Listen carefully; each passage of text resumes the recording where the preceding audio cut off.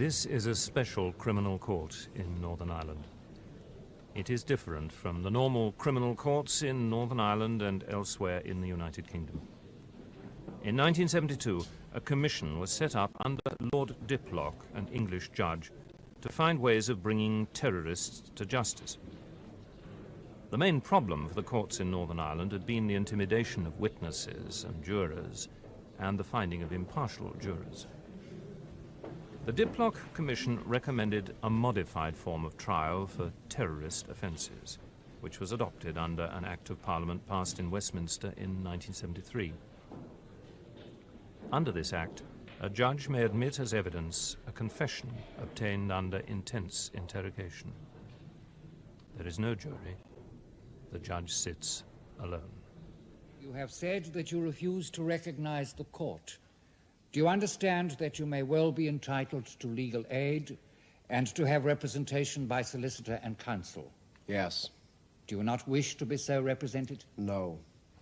Are you clear about that? I am, yes. May it please Your Honour, on the evening of the 21st of January 1975, two men entered the British Legion Hall. One of them carried a handgun, and the other placed a small cardboard box in a corner at the end of the hall. The two men then left, and the people who were in the hall ran out. Some 3/4 of an hour later, there was an explosion. In January 1975, you were the caretaker of the British Legion Hall. Yes. Do you remember the night of the bomb? Yes. What was on that night? There was playing cards, whist. And what in fact happened? Well, a short minute after they'd started playing the cards, a wee minute after that, there came in two boys. And then? One of them had a gun, and the other fella had a cardboard box underneath his arm. Did they say anything when they came in? Yes, they said freeze. And what happened then?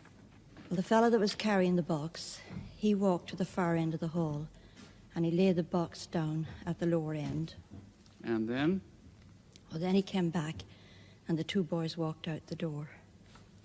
Can you remember what either or both of the young men looked like? What they were wearing? Anything at all about them? Well, I know one of them had a pair of jeans on him. One of them was low set, and the other fellow was tall. Did you notice anything else about either of them? No. Well, now, after they left the hall, what happened then? The people all went out. And what did you do? I stayed in. Did you do anything? I placed a table over the box. Did you look at the box at all? Yes, there was two bags in it, two plastic bags. One had a kind of brown stuff in it. I couldn't tell you what was in the other one. Did you see anything else? There was a clock in it. Now, you told His Honour that you covered the box with a table. Do I understand you to mean that you placed the table over the box? Yes. And what did you then do? I went out, I think. Is the position then, as far as the two people who came into the hall are concerned, that you are not in a position to identify them? No. That is to say that you are not in a position to identify either of the accused as having been involved in this. Do you mean that you're not in a position to identify either of the accused as having been involved? I don't know who they are. Now, I realize, and counsel for the defense realizes, the position you're in here, and I'm sure he's as sympathetic towards you as anybody else. But he has to ask you these questions, and I think if you're not in a position to identify anybody, then you must say so. Is that the situation? No. Do you mean you're not in a position to identify anybody? No. You've seen both the accused in the dock. There they are, sitting in the dock. Yes. Before now and now. Yes. Now, if someone else were to give a description of a person who was carrying the box as having dirty, fair hair, would that, as far as you remember it, would that be a fair description of it, the colour of the hair? Yes. Now, would you agree that my client, the second accused, has not got dirty fair hair? That's dark hair, isn't it? No. Well, how would you describe it, the colour of his hair? Would it be fair to say dark brown? Dark brown. Certainly not dirty fair. Yes. Are you agreeing that it is certainly not dirty fair, Yes. the hair he has? Yes. Are you nervous about giving evidence? I'm sure you are. Yes. Now, doing your best, as far as your recollection is, this young man who came into the hall had dirty fair hair. I don't know. A few moments ago, your recollection was that he had dirty fair hair. Now, doing the best you can, would dirty fair hair be a reasonable description of it? No. So if anybody else were to describe it as that, he would be wrong. Yes. Well, now, these two boys, where were you when they came into the hall? I was standing at the fireplace. Was one of them masked? Yes. He had a kind of cap over his face, and there was 2 eyes cut out of the cap. And the other one had no mask? No. So you could see his face plainly? It was he who was carrying the box? Yes. And the other fellow had a gun? Yes. And the chap with the cardboard box then walked up to the back of the hall, he put down the box, then he walked back down again. Yes. And you watched him do that? Yes. And you were able to get a good look at his face, weren't you? You're not agreeing that you had a good look at his face? No. You had a good look at his face when he came in at the door, isn't that right? Yes. And you watched him as he went up and down the hall, and he was not masked. Yes. And you were pretty close to him. Now, I'll put it like this. Wouldn't you recognize him again if you saw him? Can you answer that question? No. Well, can you not answer it, since you were pretty close to him? Do you not think that you would know him again? Do you not think you would? I don't know.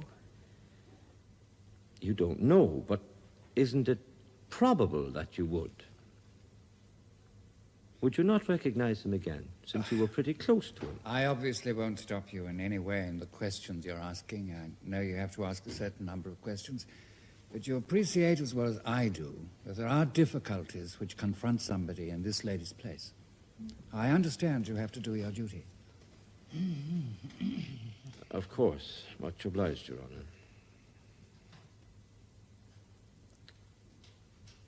Well, now, can you not answer that question? Can you not properly recognize the person you saw unmasked if you saw him again? There is a yes or no to that, isn't there? Do you not wish to answer that question? Now, I'm not going to order you to answer any questions at all. Do you understand that?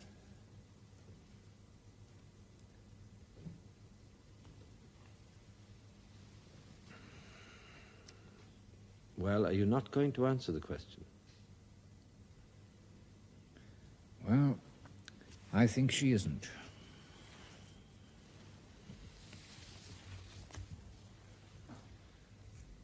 No re-examination. Then I seen everybody rushing for the door. There was a lot of commotion. When I seen this, I got up and I went towards the door. Then I seen this young fellow coming in the door carrying a cardboard box. He took it up to the corner of the hall and he planted it there. Up here. You saw a young fellow. What did you see the young fellow doing? Carrying a cardboard box straight from the door up to the corner at the end of the hall. And what did he do with the box? He put it down, I think, but I'm not too sure. There was a lot of commotion and chaos going on, but I think he did. I wasn't very interested. I was in too much of a hurry to get out of the hall, and there was this old man there. 80 years of age, and I was trying to help him up. But I saw the young fellow go to the corner with the box. Now, can you tell His Honour anything more about this person who went out with the box? What sort of age would he have been? I'd say he was about 16 years of age. Could you describe him in any way? Was he tall, short, fat, thin? He was quite small. He was wearing scruffy clothes, jeans, that sort of thing. He had kind of dirty fair hair, like, you know. He wasn't wearing a mask or anything. He wasn't wearing a mask? No. Well, now, you told the court that you were trying to help this elderly man to get out. I was worried about him, like, you know. Well, did you get to the door all right? Oh, yes, we got to the door all right to get out. And what, if anything, happened at the door? Well, we couldn't. There was another fellow standing at the door holding a gun, and he wouldn't let us out. He closed the door. I asked him to let us out, but he wouldn't. Everybody was rushing for the door. But he seemed to be panicking to get there first, and he had a gun in his hand. He had a gun? Aye, and a mask. And what happened then? Well, they finally let us out, and then they ran off down the street. What was that? They let us out, and the both of them ran down the street, and I helped the old man across the road to his own house. And did the police come on the scene then? When we left the hall, I saw them coming along, walking along. I told them what happened, like you know. And later that night, did you hear an explosion? I did. I lost my coat in the explosion. They planted the bomb just where my coat was hanging, and I had to stay indoors that evening because it was raining outside. It was about a half an hour afterwards that I heard an explosion. You described the boy of 16 as quite small, with dirty fair hair. Yes. Would you agree that my client... Stand up. That the colour of that man's hair is dark brown? Yes, it is brown, yes. Dark brown? Yes. Certainly not dirty fair. No. And certainly not the colour of the hair of the boy that you saw. No, it wasn't that colour and it wasn't that boy.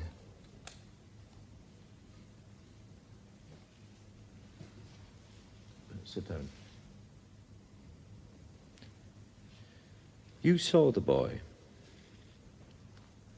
and he was not masked. No, he wasn't wearing a mask and I saw him. And you were quite close to him. Yes, quite close.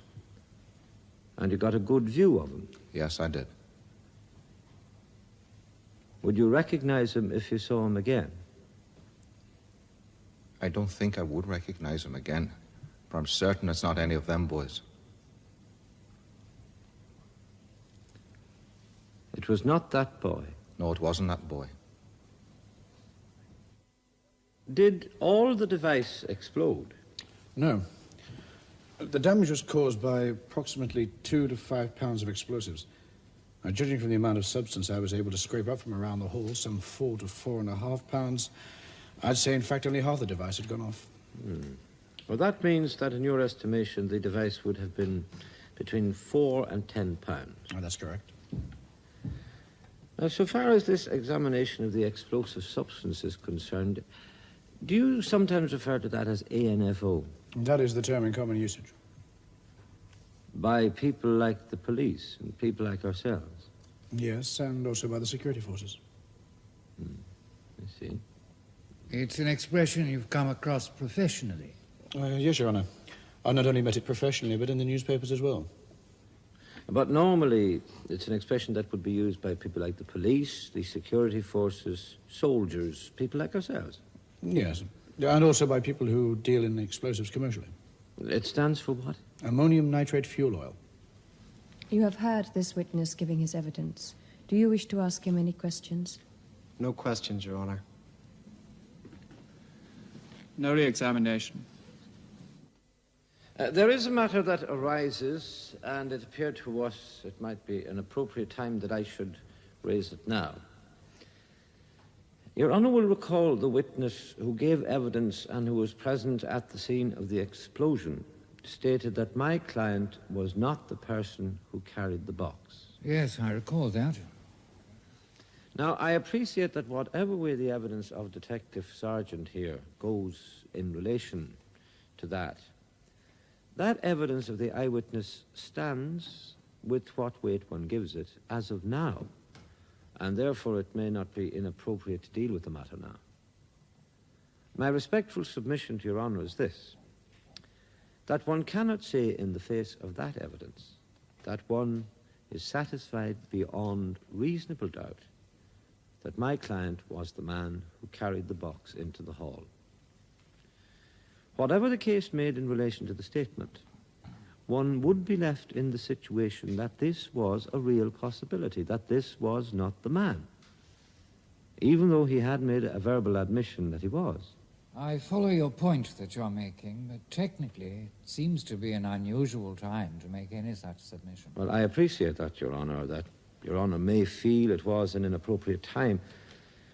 My learned friend and I felt that that evidence was there, and that it was a question of the view Your Honour took about it, and that therefore perhaps it was not an inappropriate time. In any event, supposing his evidence is accepted in its entirety by me, that your client was not one of the two youths, that would only relate to the charge on counts numbers 2 and 4. Would it not leave counts numbers 1 and 3 very much before the court? Well, Your Honour, I would have thought that one would have to take a broad view of it. They all seem to go together.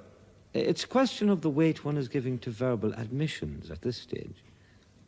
If there is a reasonable possibility that the major portion of them is untrue, well then it would seem in my respectful submission that one would be left at the end of the case in the same situation as one is now. Oh, if the background particulars of the statement are regarded as suspect for whatever reason, that would affect the entirety of the statements.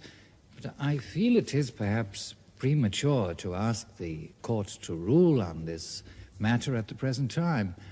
I would prefer to follow the normal course and allow prosecution evidence before I was asked to rule on whether this case has been established on one or any of the counts. Well, I am entirely in Your Honour's hands. I will hear what counsel for the prosecution has to say, if he has anything to say. If Your Honour had taken a certain view, it could perhaps have been an opportunity at this stage. On the other hand, the case can proceed, and my learned friend can make his case at the end. I'm obliged to, Your Honour.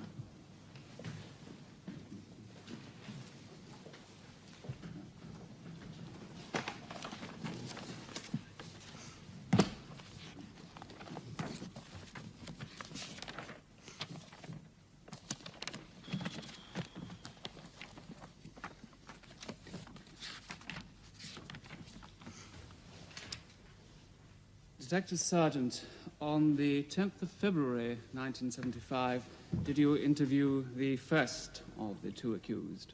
I did. Now, during the course of that interview, did you ask him anything about explosives? I did. And what reply did he make to that question? He replied, about 2 or 3 weeks ago, I went for a bomb to Sion Mills. And what did you do then?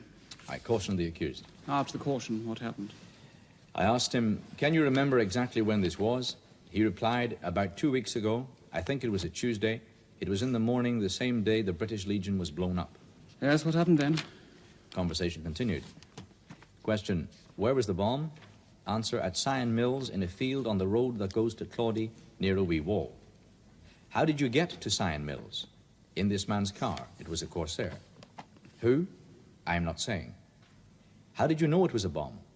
I was told it was a bomb the night before. When I got there, I saw sticks of gelignite, a red clock, and a battery and wires. There was a plastic bag full of white stuff. Where was the bomb to be used? I don't know. I heard later that night that the Legion Hall had been done.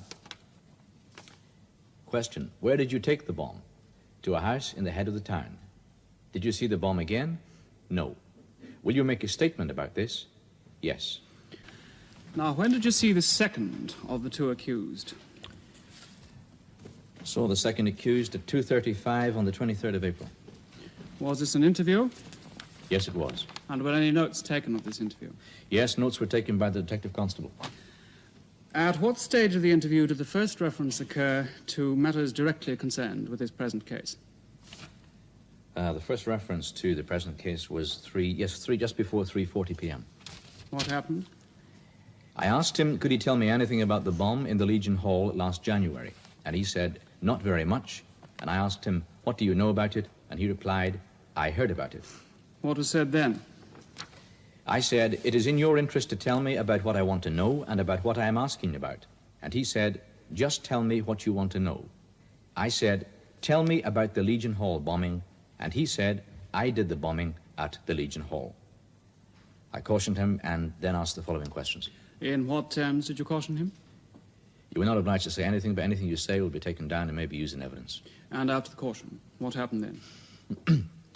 I said, question, is that the bombing of the British Legion Hall on the 21st of the 1st, 1975? Answer, I don't know the right date, but it was in January. Question, where did you get the bomb?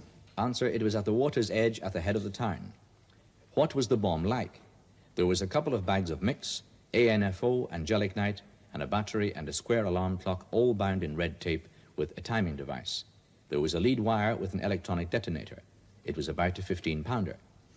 Did you make it up? Yes, I helped. By yourself? No. Who was with you? I am not saying. What time did you make the bomb? In the afternoon. How did you get it to the Legion Hall? We carried it. Did you use a car? No. Were you wearing a mask? No. Was the person with you? Yes. Which of you was armed? He was. He had a pistol. What time did you leave the bomb? In the evening after 8 o'clock. How did you get it into the hall? Answer, through the door at the side. Did you carry the bomb in? Yes. What was it in? A brown cardboard box. Were people in the hall? Aye, some men and women. Where did you leave it? In the hall on the far side from the door. Did you say anything? We told them there was a bomb. Where did you go then? We got offside. Will you make a statement? No. Why not? Answer, it will be used in evidence against me. I am not signing anything. Why not? Is it because your organization doesn't allow you to? I am not a member of any organization. Question, are you not in the Provost? Answer, no. I resigned on the 10th of March because I disagreed with the ceasefire. Are you trying to tell me you can resign from the Provost? Yes, I resigned. Well, if you are not in the Provost, why won't you make a statement? I've told you I am not making a statement. When did you join the Provisional IRA? When I was in jail. When was that? Last April, after I was recaptured. Who swore you in? No names. Now, was there any further discussion on the subject matter of these proceedings at that time? Yes. What was that? We sought intelligence and other possible activities. But as far as the bomb at the Legion Hall was concerned, was there any further discussion about it at that time? No. What time did the inquiries into the Legion Hall finish at? The inquiries into those two matters, the Legion Hall and the membership, stopped at 4:40 p.m. Was that the end of the interview, or was there a further discussion about matters with which this court is not concerned? Yes. Up until what time? Up until 5:20 p.m. And did you see the accused again that evening? Do you know whether or not he was interviewed again on the evening of the 23rd? He was interviewed at 10:20 p.m. By you? I believe I was present, but I don't think the notes cover that particular interview. You believe you were present? Yes, in fact, I was always present. Was there any further interview that occurred to your knowledge? Not concerning those charges, no.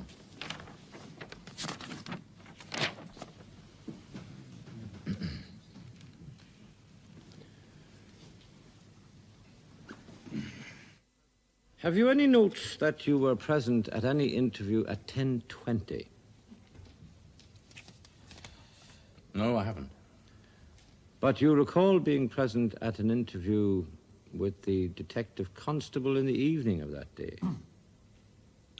I have no note as to whether I attended a 10:20 interview or not. If you had been present at the 10:20 interview, then it would have been normal for the detective constable to have noted it. Well, I have notes. Maybe the detective constable has other notes of those other interviews. May I see that? Certainly you may.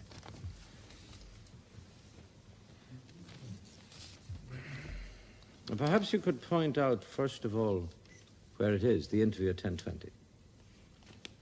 That would be on the original pro forma.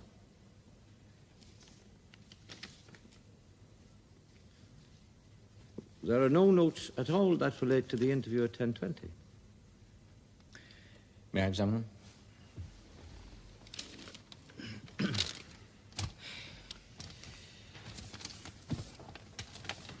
No, there are no notes here. The last note was the first interview, which ended at 5:20 p.m. May we take it that it would be normal to take notes of any interview that you had? If the detective constable did take notes of that interview, he would cover that. But I can't remember whether I was present or not. But would you not take notes at any rate that you had been present at an interview? I said at the beginning I can't remember whether I was present or not. He has made it clear he thought he was there, but he's not absolutely sure. It's more than likely that I was present.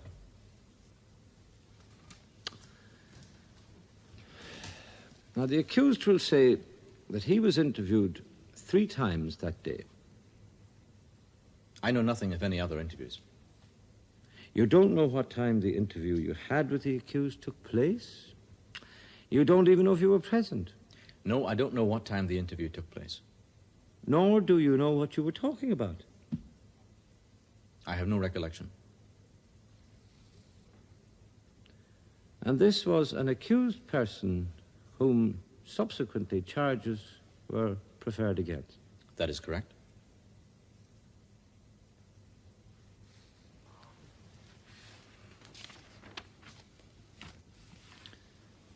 As far as the first interview was concerned, did the detective constable take a note of every question that was asked? We stopped taking notes when we started to discuss questions of intelligence. Well, when did he start taking notes of the questions that were asked? At the beginning of the interview. All the questions written down are all the questions that were asked, right up until the time that we started questions of intelligence. But if you got any intelligence, any information that you would consider of value to you from an intelligence point of view, would you not take notes? Not necessarily, no. We discuss it with Special Branch, and we pass anything like that on to Special Branch. Did you caution the accused? Would I refer to my notes, please? Yes. Thank you. First time he was cautioned was 3:40 p.m.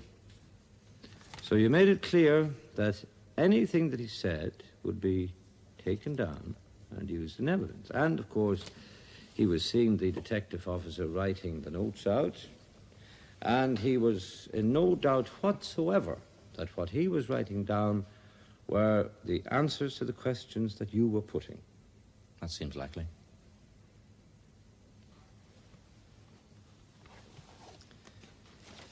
You asked him, will you make a statement? And he answered no. And you asked him why not. And he said it will be used in evidence against me. I'm not signing anything. Can you explain how he came to say that? It will be used in evidence when you had already told him that anything he had said up to then would be used in evidence. No, I can't explain that. Doesn't make sense to you. I can't answer that.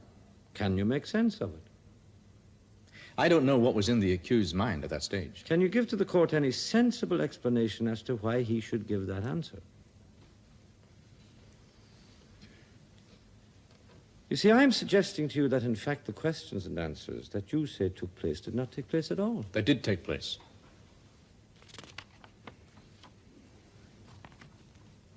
Did you ask him to sign the interview notes? No, I didn't. He made it quite plain he was not going to sign anything. Did you read the interview notes over to him and ask him if they were accurate? The interview notes were, I believe, read over to him. Is there any record of that?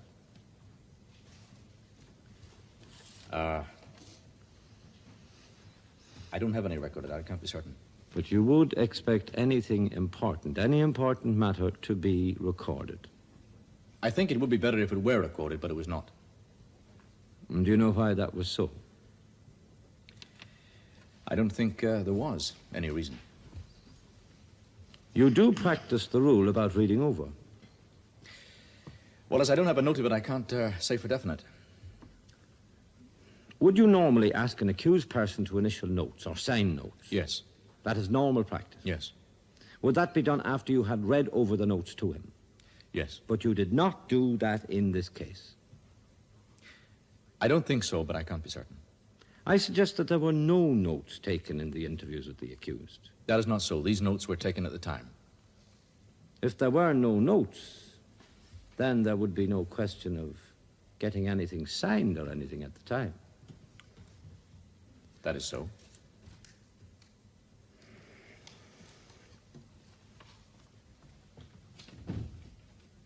He was arrested in April 1975. When was the first charge preferred against him? I have no idea. Would it surprise you that it was in April 1976, a year later? Yes, it would surprise me. Yes. Have you ever known a case in which there was a delay of a year between the making of a statement and the bringing of a charge of this kind? I can't say. I don't know about these matters. But from what you have told us, if your evidence is right, he could have been charged straight away. I have nothing to do with when he's charged. I'm asking you now, were you anxious, or was anyone anxious, that he should be kept off the street for a number of years? No. Was it because of some expression of an interest in him to you that this charge was preferred 1 year after you say he made a verbal statement to you? As I said, I have nothing to do with when he's charged. We submit the facts to the DPP. And when was the file submitted? The file was submitted on the 25th of the 7th, 75, to the inspector, and reached the DPP on the 13th of August, 1975.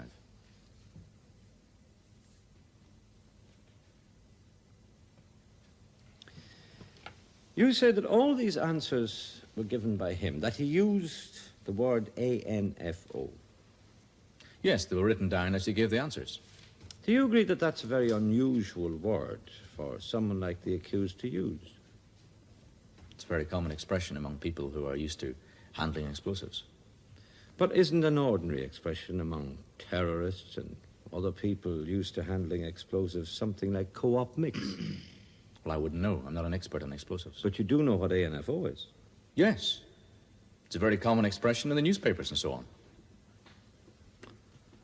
Now, you say that the lead up to the admission occurred as follows. Can you tell me about the bombing at the Legion Hall last January? And he said, not very much. And you said, what do you know about it? And he said, I heard about it.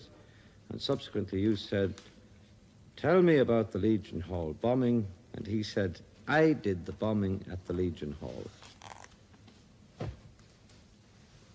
Can you explain why he suddenly changed from what he said 2 questions earlier, the answer, I heard about it, to I did the bombing?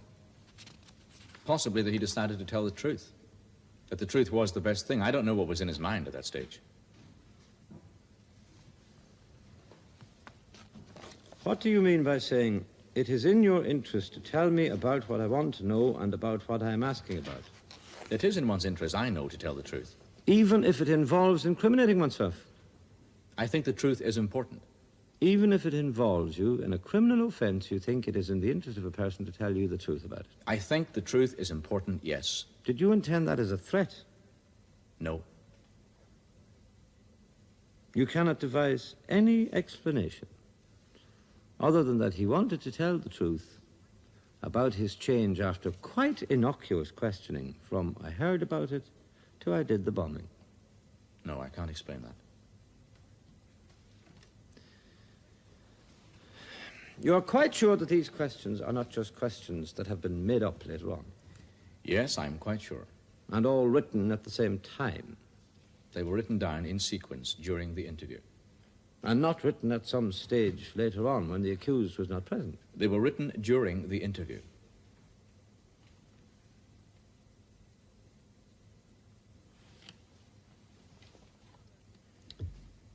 When you arrested him and took him by car to Londonderry, to the police station, did the detective constable strike him a few blows on the face on the way? No. Did you have a gun? Yes. Did you draw the gun? Yes. When was this? Well, if I could explain the operation. Yes. The accused was signing on the dole every Wednesday. And we mounted an operation to capture him this particular Wednesday. And 2 army vehicles were to lie a short distance down the road from the Labour Exchange. And the detective constable and myself were to enter the Labour Exchange and apprehend him when he came out. They missed him going in, so I had to go in myself. And as I reached the Labour Exchange, a boy approached him and told him the army was outside, so he made a run for it. And then when we caught up with him, he was surrounded by a hostile crowd, and that is when I drew my gun.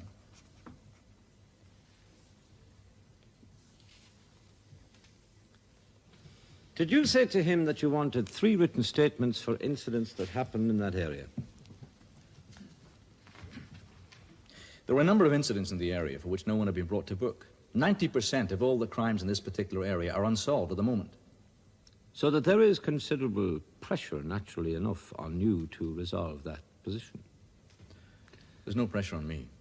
The authorities accept it. But the CID do try to resolve it if they can. Your natural instinct as a policeman will be to try and detect such crimes as you can. Didn't you say to him, I want 3 written statements about your activities in this area? No. And didn't you say it doesn't matter whether you did them or not? No. He says that you were suggesting to him that he should take the responsibility for various crimes in the Strabane area. That is not so. And that he was denying involvement. I can only say the notes are there, notes taken during the interview in the afternoon.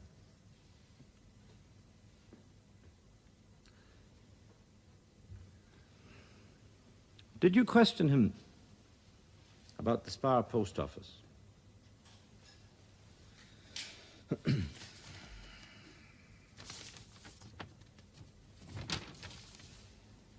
There's no reference to it here that I can see. But may he have been? If there's no reference to it, he was not.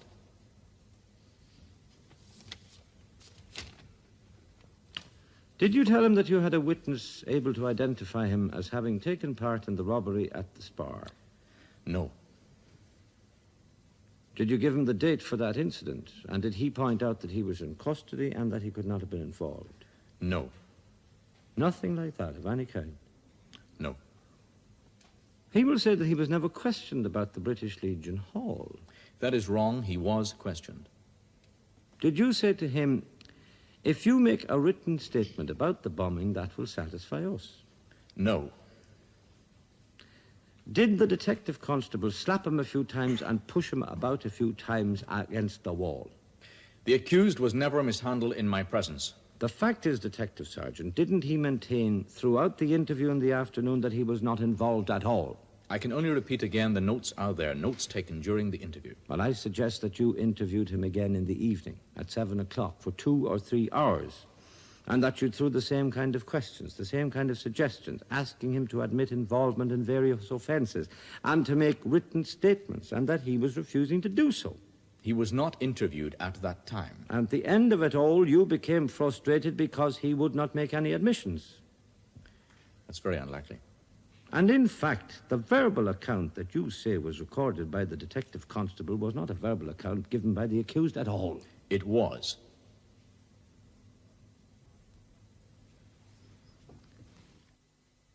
And when you got to the police station in Londonderry, did you interview the second accused person or not? I did, Your Honour. Now, during the course of that interview, did you at any time, Detective Constable, strike the second accused? I did not, Your Honour. Did you push him at any time? No, Your Honour. Now, have you a note made of the charges that you put to the 2 accused on the 6th of April, 1976? Yes, Your Honour. And did the second accused say anything after he had been charged and cautioned on this occasion? Yes, he replied, not guilty and up your hole. And in reply to each of the charges, did the first accused say anything? To all 3 charges, he replied, no, Your Honour.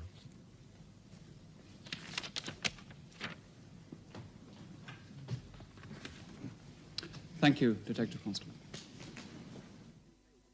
Well, is this note that you made intended to be a full transcript of everything that was asked? Not necessarily, Your Honour. Well, did you hear the detective sergeant giving his evidence? I did, Your Honour. He told us that the note that you took had all of the questions that were put by him to the accused. No, as to the first series of questions and answers, I only made a note of the main point of those questions and answers. It wasn't until the accused admitted his part in the bombing of the Legion Hall that I then recorded the full question asked and the full answer given. This document was relied on as being a full record of all the questions that were asked and all the answers that were given during the interview with the accused, according to the detective sergeant's evidence, up to the time when there was a cessation of note-taking because they were discussing matters of intelligence. Well, this witness has given his evidence, and it is his evidence I'm concerned with now. Well, how many questions did you not record? It's very hard to say, Your Honour. Those that I considered important, I made a note of the main point of the question and the main point of the answers given by the accused. Well, does that mean that this is not a case of questions and answers in logical sequence? As I suggest to you that these appear to be questions with one following another in logical sequence, is that not right? These were the questions asked, and I made a brief note of the question asked and the answers given by the accused. Well, are you suggesting that there were no questions missed out up to the time when the question of the bombing of the British Legion Hall was discussed? It is some time ago, this, Your Honour. I'm afraid I can't remember. Well, could it be then that, in fact, every question that was asked was recorded by you? There could have been other questions, which I didn't make a note of.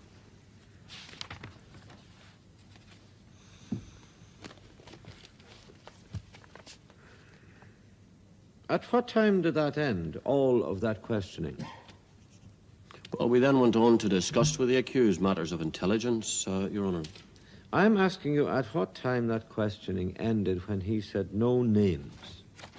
Well, I have no record at what time it was when he answered no names, Your Honour. Well, is it not normal procedure, Detective Constable, to record the length of time that an interview takes and in which someone makes an admission? Not necessarily. Are you saying that? That it is not normal practice to record the length of time which you would take up to a particular subject which later involves charges? That's usually done. Well, why did you not do so on this occasion? I can't remember, I'm afraid. Are you aware that when you were reading out the questions and answers in relation to the British Legion Hall, at the speed at which you read them out to the court, that took only 7 minutes? I don't understand that, Your Honour.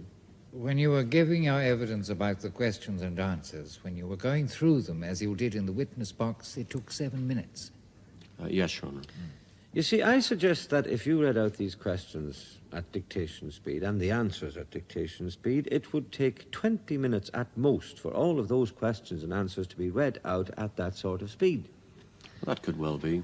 And that is supposed to cover the period from 2:35 p.m. to 5:20 p.m. with an unknown interval while matters of intelligence were being discussed. Is that right? It is possible he has asked questions which I didn't make a note of. Well, are you suggesting that there were any lengthy pauses by the accused in answering any questions? There could well have been. And do you remember any? Well, I remember that some of the answers given by the accused were slow in coming.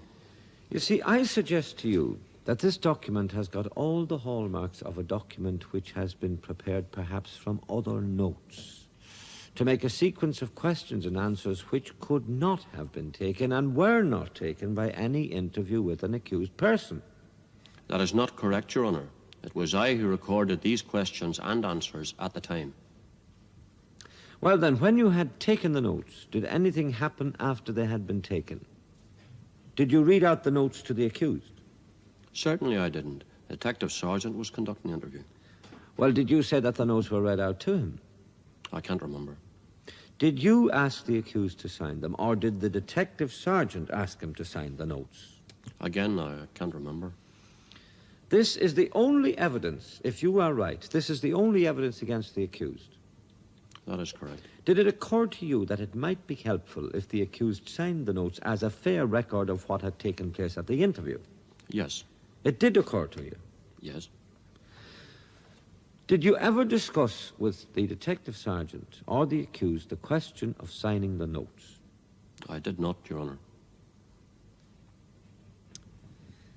When you were interviewing him, Detective, was it not the position, really, that in fact, a number of different incidents were put to him, shootings and robberies and other things which he denied. Is that not a fact? I don't recall any reference in the notes to robberies. Could he have been asked about robberies which were not noted down? He could well have been asked about a number of incidents, Your Honour, which I didn't make a note of. So that when the detective sergeant says that if they were not in the notes, they were not asked about, he would be wrong. What I am saying is that he could have been asked about incidents which I didn't make a note of. Could he have been asked about the Spar post office robbery, for example? That's not in the notes. Yes. And he could have been asked about other bombings. He could have been. I can't recall. Well, that doesn't mean the detective sergeant is wrong. In fact, this witness can't recall. It doesn't mean that the detective sergeant is wrong in his evidence. But it does mean, does it not, according to yourself, that you may not have recorded incidents that he was asked about? That is correct. Because you said that this is not a full note of what he was asked. Yes. I'm suggesting that Detective Sergeant's evidence was that these notes contained everything the accused was asked about, and if there was no reference to the Spar robbery or any other shooting or bombing, that he was not asked about it. What I'm saying is that he could have been asked about incidents which I didn't make a note of. I suggest that the accused throughout denied any involvement in any of the charges that you were making against him. That is not correct, Your Honour. He made a number of verbal admissions, which I made a note of. And I suggest that you pushed him about and slapped him on the face while you were interviewing him. At no time did I assault the accused in any way whatever. Do you know why it took a year before he was charged with this offence? Yes, I do. I can explain it to you. So you wish him to do so? I think he should, yes. Can I refer to the DPP file, Your Honour? Oh, yes.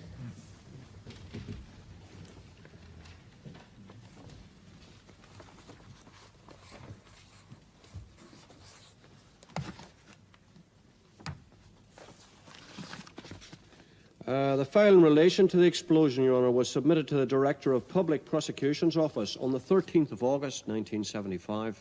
The fact remains that the charges were not preferred until the 6th of April, 1976. That is correct. And you were directed to prefer those charges on what date? The file was returned to me with the official directions on the 10th of November, 1975. What happened between the 10th of November, 1975 and April, 1976? The accused was already... No, I don't want to hear any more if it's going to be prejudicial. If I could intervene, I think the answer to my friend's question could involve evidence which would be or could be of a prejudicial nature to the accused. Having thus said that, I do not wish that evidence to be forthcoming. As against that, it would be equally unfair if any undue reliance were placed on the criticism to which there is an answer. Defense counsel is making the point that there is some sinister reason for the delay. Are you still persisting in this?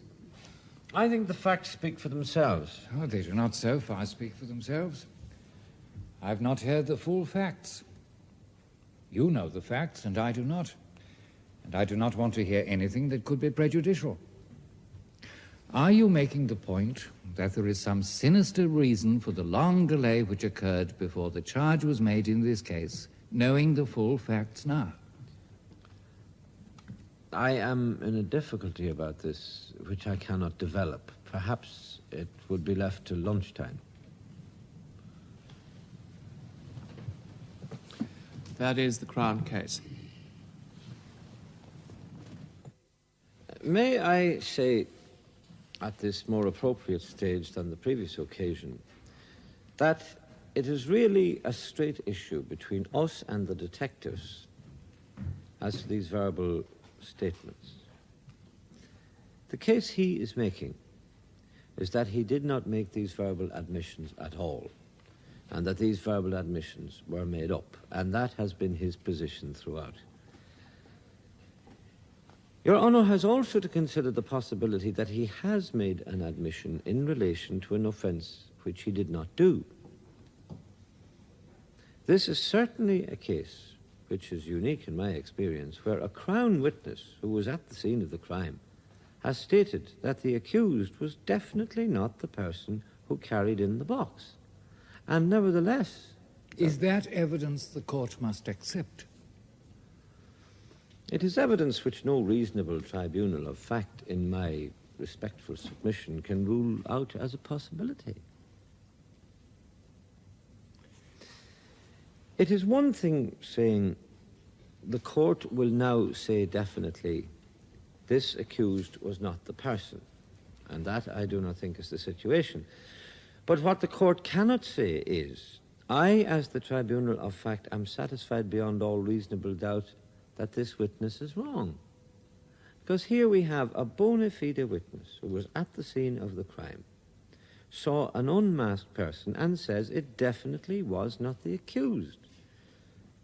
Therefore, you are left with two positions. You have the verbal admissions on the one hand and the eyewitness on the other. Your Honour is faced with this possibility, that the accused has made an admission, and one which is not a genuine admission. There is a very real possibility that the accused was making an admission about a matter, perhaps a less serious matter to his mind than the other matters that he was being questioned about, like shooting people. And that then, coupled with the positive evidence of the person in the hall, because this is not a case where someone with a bad view or with a view in the distance of the person is concerned. This is someone at a distance of 20 to 25 feet who was called as a Crown witness and whose veracity is not being impugned or sought to be impugned, so far as I understand it. Well, the court could not say of that evidence, I am satisfied that it is not right. Is that not something the tribunal would have to make up its mind on? Well, with respect, Your Honour, the stage has been reached where it is a question of what could a reasonable jury, a reasonable tribunal of fact do in the circumstances. Suppose for a moment that it was a jury being directed. Well, could a reasonable tribunal not decide this tribunal wholly rejects the evidence of the witnesses in question? With respect, no, Your Honour, because there is nothing in this evidence to suggest such a rejection. Well, is that so? He said that this person had dirty fair hair. Now, the other witness, who was present at the time, while she started off by agreeing with you that the person with the bomb had dirty fair hair, she went right away from that later on and said positively that it would be wrong for anyone to state that he had dirty fair hair. Now, is that not so? Yes. Well, surely that means that the tribunal of fact must look at the evidence of the witnesses in question and decide whether it should or should not be rejected.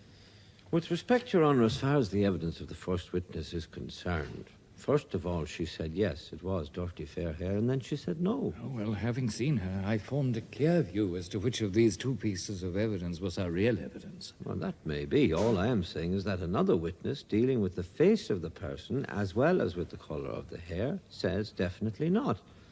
Now, how could one say that that witness was unreliable? Well, it is very often the case that defence counsel are asking the tribunal of fact to hold that a Crown witness is unreliable. All I am saying is that I do not know of a case where a Crown witness says that is definitely not the person concerned, and then the Crown seek to go on to convict that person. Oh, one can imagine all kinds of situations in which that could happen. For example, if there were fingerprint evidence which was at variance with what the witness said, would it not be in order for the tribunal of fact to go ahead, notwithstanding that evidence? If the contrary evidence were so conclusive as to be irresistible, then that might be another matter, but this is not such a case. You say not? I say not because of the possibility that he has admitted to something he did not do. Despite the whole tenor of the cross-examination, not that he had said this taking the blame, but that he had not said it at all. The court must consider all the possibilities. Well, what does counsel for the prosecution have to say?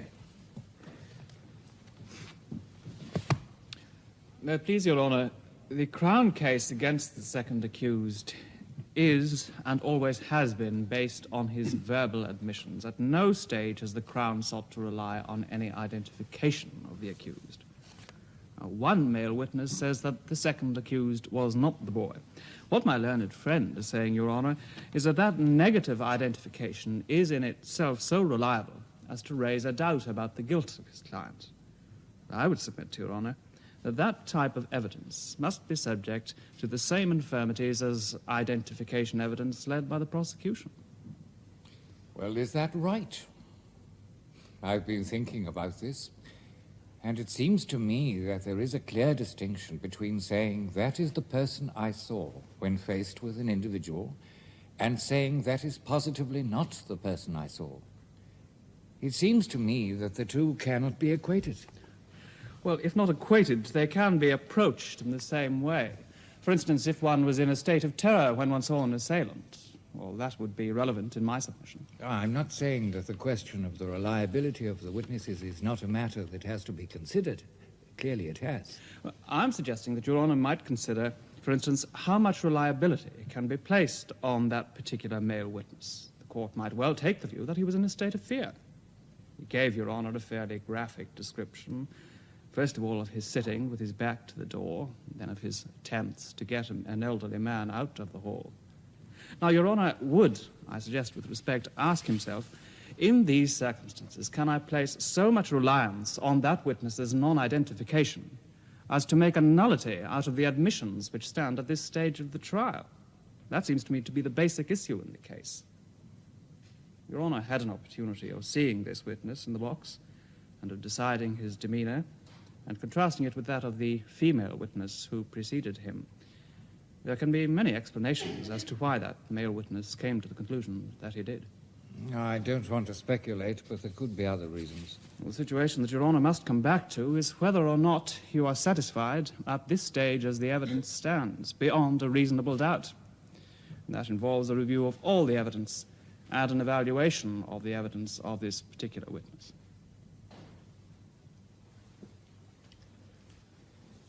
My learned friend has sought to shift the onus in regard to these submissions to Your Honour. It is not a question of Your Honour saying, I do not think he is reliable. It is whether or not a reasonable tribunal of fact would reject his evidence and say that there is no possibility of his being right in saying this is not the person. I am solely concerned with the question of whether or not to give a direction at this stage at the close of the Crown case. And I am satisfied there should not be such a direction. I am not prepared to attempt to reach that final conclusion at this stage. This might be a convenient time to rise. Shall we say 2 o'clock? This court now stands adjourned at 2 o'clock.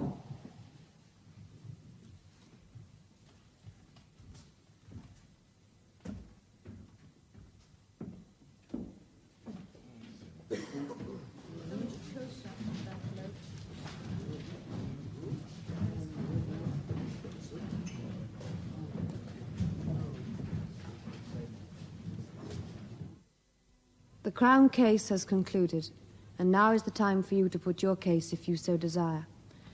You are entitled to be sworn and give evidence on oath on your own behalf, but you are not bound to do so.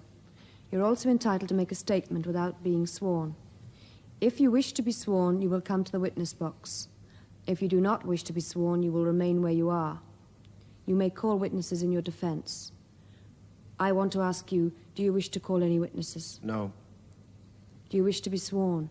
No. Do you wish to make a statement to the court? No. Are you quite clear as to the options that are open to you? Yes. You're quite clear about the position? Yes. And you do not want to call any witnesses? No. Or give evidence? No. Or make any statement? No. Yes, I see. He says you'd better write 3 written statements. Who said this? Detective Sergeant. He said you had better write 3 written statements. Yes, and I said it didn't do nothing to admit. He said he didn't care whether I did them or not. He just wanted to take written statements. Did he say what they were about? Bombings, shootings, robberies. Didn't make any difference. And did anything else happen? I was punched a few times by the constable. The detective sergeant told him to stop. Did the detective sergeant strike you at any time? No. At any time during the time that you were being questioned? No, Your Honour. And what were you being questioned about? About other incidents which happened in the town. And who was questioning you? The constable, detective sergeant, and another constable. Did you make any admissions? No. Did you make any admissions at all? No, I made no admissions at all. Did they question you about the bombing at the British Legion Hall? No. They didn't question you about that? No. Is that what you're saying? Yes. Now, what happened at the end of that series of questions? I was taken back to the cells then. Can you say how long you were in the cells? It wasn't long until I was taken out again. And where were you taken this time? Back up to the interview room again. Can you remember who did the questioning? Detective sergeant, constable, another constable, and somebody else was there. I don't know who that person was. And after that period of time, you were taken back to the cells? Yes. And for how long were you kept in the cells then, do you remember? About 2 or 3 hours. And what happened then? I was taken back out again. And who were you questioned by then, if anyone? Oh, detective constable, the detective sergeant, and somebody else was there. I don't know who he was. Now, what way did they question you? What did they ask you about? Bombing, shootings, all the rest of it. Did they ask you at any of these sessions about the British Legion Hall? No, not that I can remember. I can't remember being questioned about it. Did you make any admissions during that interview? No. And was anything said to you that you particularly remembered by any of them? About an armed robbery. And what was said? They said they had a witness to identify me. And can you remember where that armed robbery was? At the Spar post office. Did they take notes that while they were interviewing you? No. Were you cautioned at any time? No. Was there any discussion of period of time or anything like that? He said he had wanted me off the streets for 5 years. Who said that? Detective sergeant. And did you at any time make any request? For a solicitor. I wanted him several times. And did you get any reply about that? He said I wasn't entitled to one. Who said this? Detective sergeant. Well, at the end of those 3 sessions of interviews, had you made any statements of admission? No. Were you charged with any offence at that time or the next day? No. When were you charged with these offences? 6th of April, 1976. That's almost a year later. Yes. Now, when you were charged, did you then try to remember where you were on the 21st of January, 1975? Yes, I tried. I didn't remember it first, but I did remember it later on. And can you remember now where you were then? I was in Limerick. Were you with anyone in Limerick at that time? No, I was down by myself, looking for a job, for work. You were down there by yourself? Yes. And were you in Strabane on the 21st of January at any time? No. Or did you take any part in the bombing of the British Legion Hall in Strabane? No. Thank you. Where were you living in January 1975? I was staying in Limerick looking for work. Well, why did you go and live in the Free State? Because I had charges against me here. Does that mean that you are not in a position then to come back into Northern Ireland? Yes. Were you in digs in Limerick? I was staying in an inn, a bed and breakfast guest house. Have you anyone here today from that guest house or bed and breakfast guest house that you stayed in? No. You haven't? I didn't think it was necessary, Your Honour. You knew that if you had a witness who could come forward and say, yes, he was in Limerick at the time of the explosion, then you could not possibly have planted the bomb. I don't know. I'm not too sure about court procedures. Well, does it take much imagination to work that out? I don't know. Are you telling His Honour that you did not know that if you could get someone up from Limerick to say that you had been in that city on the evening of the 21st of January 1975, that then you would be found not guilty on these charges? No. You didn't know that? No. Are you seriously saying that? Yes. Did you ask anyone's advice about this? No. You didn't? No. Do you remember the name of the guest house that you stayed in? Yes. It wouldn't have been too difficult to write to the guest house? It wouldn't, I suppose. I suggest to you that this is just something that you have made up.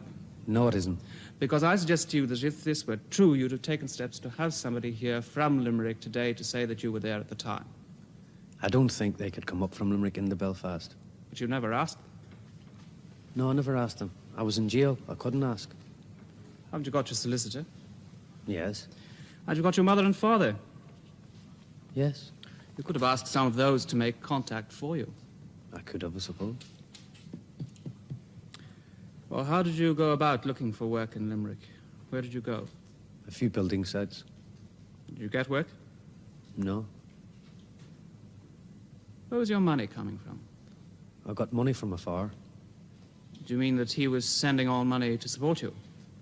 No, he gave me some money the night before I went down. Where were you that night? In Ballinatrait. Where's that? It's a few miles from the border. Were you looking for work there too? Yes. And what sort of employment opportunities are there in Ballinatrait? Very few. Very few indeed. Yes.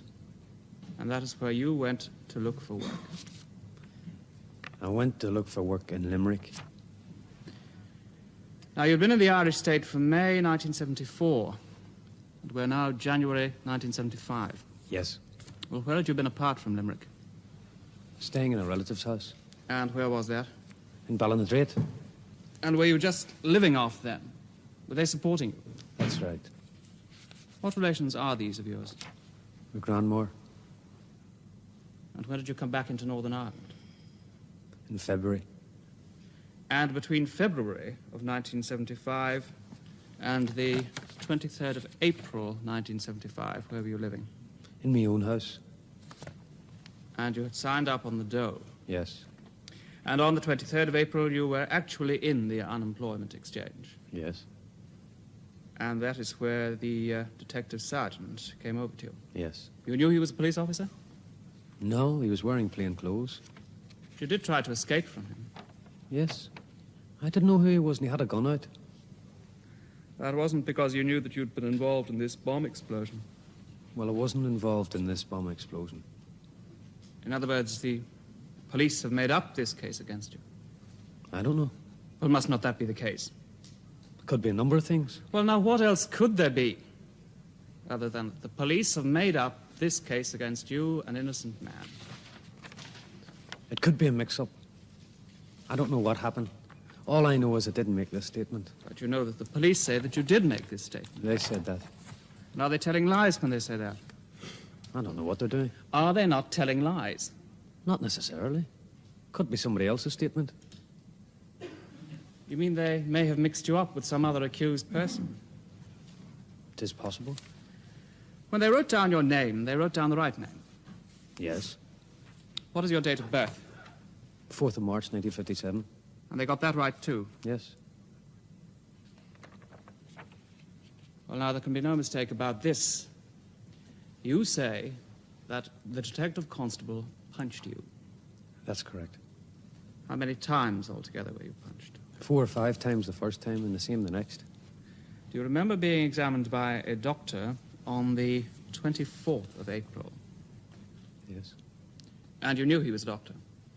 I wasn't too sure. He said he was a doctor. Well, when he asked you if you had been ill-treated or abused, did you not say no? I said no, yes. You didn't tell the doctor anything about being slapped on the face while you were in the police station in Londonderry? I didn't say anything to him at all. You said nothing to him at all? No. Well, why did you do that? Because after the last time when they broke my hand, This was about a year before, and he didn't do nothing about it then, the doctor, so I didn't trust him. You would not trust the doctor, is that what you say? I wouldn't trust any doctor. Now, when you were charged with these offences by the detective constable, did you not say, in relation to charges 3 and 4, not guilty and up your hole? Yes. Did not indicate someone who was very frightened of the police. I was very annoyed, just. You were very annoyed? Yes. But you were not overawed by the police in any way. I don't know what you mean by the word. I suggest to you that that was an offensive sort of answer. It wasn't offensive. I suggest to you that if you had really been frightened of the police, you would not have answered them back in that way. It is possible. It's possible you might have. Yes. Well, do I understand you to say now that, first of all, you did not do the bombing at the Legion Hall? Yes. So that when the detective sergeant and the detective constable say that you told them that you did the bombing, they are making that up. I didn't make the statement. I didn't say it. You didn't make the statement? I didn't say it. I suggest to you that you helped to make up a bomb that was used at the Legion Hall. No, I didn't. And I further suggest to you that you carried that bomb into the hall. No, I didn't. And I suggest to you that you knew all along for what purpose that bomb was to be used. I didn't. And you had nothing to do with the planting of that bomb. No. Is your father here? Yes.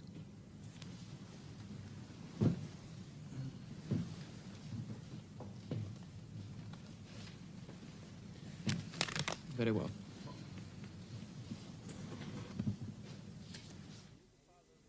Are you the father of the accused? I am, yes. And are you a community organizer? Yes. And a member of the Community Advisory Council and Sports Council? That's correct, yes. And chairman of the athletic club? I am, yes. And as such, you are involved with young people in the area? I'm very much involved with them, yes. Now, did you learn about your son's arrest and the fact that he was charged with those offences about the British Legion Hall? I did, yes. Now, did you go to Limerick at any stage? Yes, I did. And where did you make inquiries? I made inquiries at the place where he stayed, but they kept no records. And I'm the afraid lady you can't said give evidence about that. All I want to know and all I'm asking you is what steps you took. You went to Limerick? Yes, I did. And you say you went to a guest house? Yes. Did you make any other inquiries? Yes, I did. Thank you.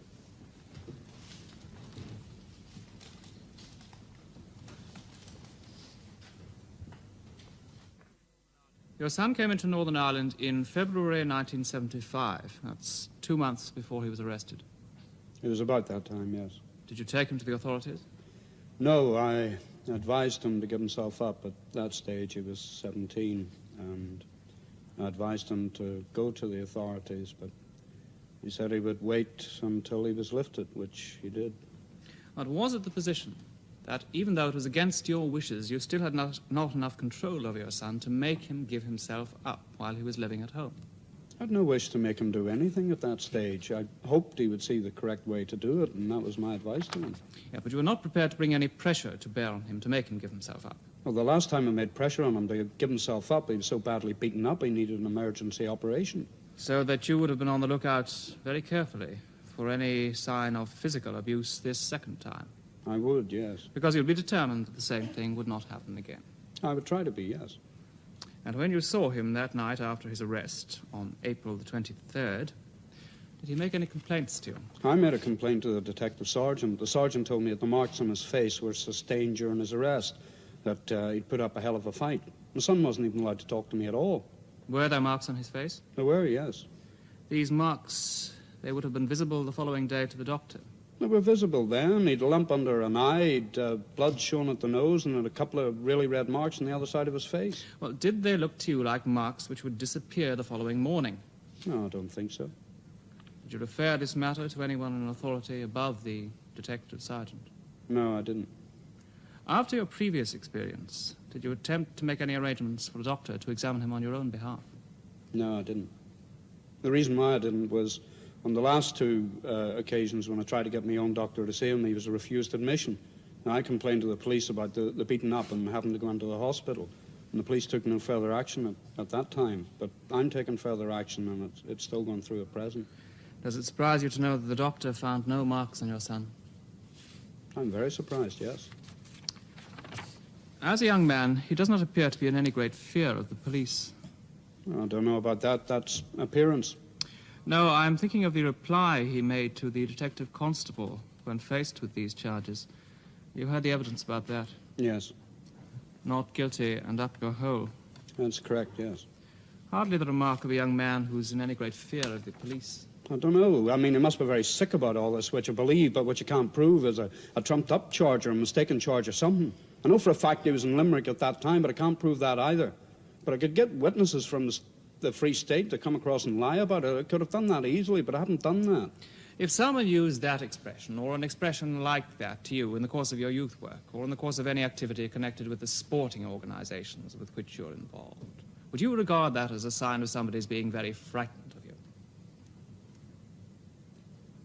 I don't know. It would depend on the situation. I mean, teenagers nowadays tend to put up a big front if they're afraid of you. Well, now, sir, would it be fair to say that you are, very understandably, anxious to do everything in your power to see that your son is acquitted of these charges? No, it wouldn't be fair to say that. I could have done more. I could have got witnesses, false witnesses. I could have done that easily. Of course, there is the crime of perjury.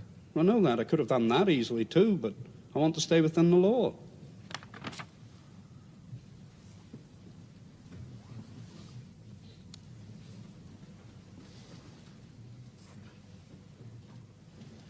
Very well, thank you. No re-examination, Your Honour. That is the case for the accused. So that is the conclusion of the case. Counsel for the prosecution, have you anything further you want to say in relation to either of the accused? No, Your Honour, there's nothing further. It seems to me to be an issue as it was on one view at the start of the case, namely whether Your Honour accepts the verbal admissions. I would have submitted that they have been proven beyond all reasonable doubt. If that be so, it becomes a question of the significance which Your Honour puts on the evidence of that male person who says the second accused was not the bomber. But that seems to me to be eminently a question of fact for the tribunal of fact, which has had an opportunity of seeing the witnesses. And I do not think that I could offer Your Honour any further assistance than I did at the conclusion of the Crown case. I don't know that I can assist Your Honour any further, except to say just a few things. First of all, there is no allegation that as a result of ill treatment he made these admissions. No, that is not an issue in the case. And Your Honour may have been impressed by the manner in which he made his allegation, well, such as it was against the police. I would use the word slight allegation of ill treatment. And he was certainly not prepared to take from my learned friend any suggestion of concoction or so on that he was trying to get my client to say the police were involved in. That may throw some light on the issue that confronts Your Honour. I would merely repeat myself if I were to say anything further. I do not propose to give my decision this afternoon. I will consider the matter overnight and give judgment tomorrow morning. It is the Crown case that this accused was the person who carried the bomb in the hall. But not only has he not been identified by any of the people present, one of the Crown witnesses, who says he had a good view of the youth with the bomb, has stated positively that the accused was not that youth. This is obviously a point of great importance which I have had to consider with care. The situation is therefore, there is no evidence of identification. There is indeed evidence pointing away from guilt so far as one of the accused is concerned, and the only evidence against either of the accused is to be found in certain statements alleged to have been made by them in the course of interviews with the police. It is right to say that the male eyewitness gave his evidence in a straightforward manner. He appeared at all times composed and gave no sign of anxiety at any stage. Not only did he state positively that the accused was not the boy with the bomb, but he described the bomber as very small with dirty fair hair, a description which would not fit the accused. The only other witness who was in the British Legion Hall at the time of the planting of the bomb was the lady. Clearly, she was very nervous in the witness box and found the giving of her evidence, particularly under cross-examination, a considerable ordeal. I do not say that by way of criticism of her, as indeed I formed the view that she was a very honest but a very frightened witness. At one stage, she agreed that the person who carried the bomb in had dirty fair hair. But as I have indicated, she was in considerable distress under cross-examination. Later on, she said, and having seen her for myself, I firmly believe this to be the real truth of her evidence, that dirty fair hair would not be a reasonable description. I have considered the evidence of these two witnesses. I have also considered the evidence of all the other witnesses. I have had the opportunity of seeing all the witnesses for myself and hearing them give their evidence, and having considered the matter with care, I have reached the conclusion that the accused did indeed make the incriminating oral statements attributed to him. I do not believe what he said on this matter in the witness box, nor do I believe that he was subject to violence of any kind. On the basis of these statements and the other evidence we have heard, and despite the evidence of non-identification, which I am unable to accept, I am satisfied beyond a reasonable doubt that the accused is guilty of the charges brought against him. So far as the other accused is concerned, he, for reasons best known to himself, has failed to take any part in the trial or offer any defense. The only evidence against him consists of the statements which he is alleged to have made to the police. I am fully satisfied in his case also that he did make those statements and that they are admissible. You have been convicted of 3 serious offenses. You have already been convicted of even more serious offenses in the past and are at present undergoing sentence of 14 years imprisonment. Anything I do now by way of prison sentence upon you is unlikely to make any difference to you in the end. On count 5, you will be sentenced to 8 years imprisonment. On count 6, 12 years. On count 7, 10 years. Those sentences to run concurrently with one another and with the sentence which you are already serving. These are most serious offenses of which you have been convicted. I take into account all that has been said on your behalf. I propose to sentence you to an effective term of 12 years.